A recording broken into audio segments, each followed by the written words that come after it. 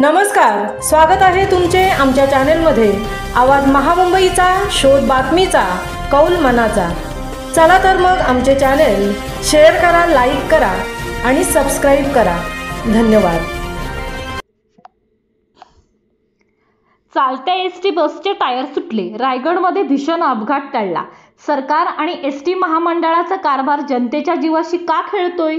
मुरुड तालुक्यात विहूर गावाजवळ आज दुपारी गंभीर प्रकार घडला। बोरिवलीहून मुरुडकडे येणाऱ्या एसटी बसचे MH20 BL 3808 उजव्या बाजूचे दोन्ही मागचे टायर धावत्या बसमधून अचानक सुटले आणि एकच खळबळ उडाली।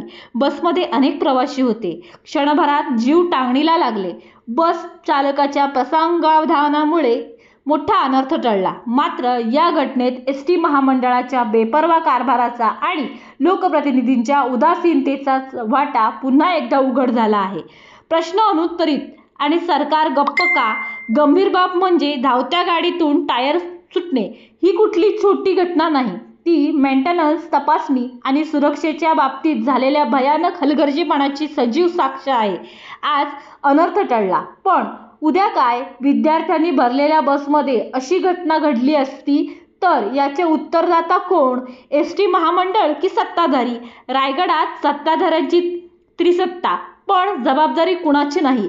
रायगड जिल्ह्यात सत्ताधारी भाजपा, राष्ट्रवादी आणि शिवसेना गट या तिन्ही पक्षाचे आमदार, खासदार आणि मंत्री आहेत। तरी देखील सार्वजनिक वाहतुकीकडे होणारे दुर्लक्ष धक्कादायक आहे। बस अपघाताचे प्रमाण दिवसेंदिवस वाढत असून महाड दापोली रोडवरील निसरड्या रस्त्यामुळे नुकतेच एसटी अपघाताचे प्रकार घडले आहेत। आजची घटना त्यावर शिक्कामोर्तब करणारी आहे। दुर्घटना अचानक घडत नाही, त्या दुर्लक्षातून घडतात। सध्या देशभरात अपघातांची मालिका सुरू आहे।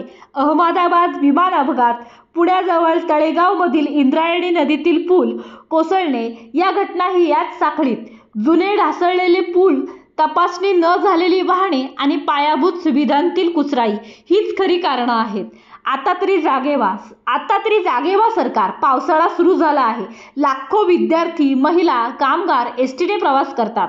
जर याच गाड्या जीवघेण्या सापळ्यात बदलल्या तर त्याला जबाबदार कोण ठरणार?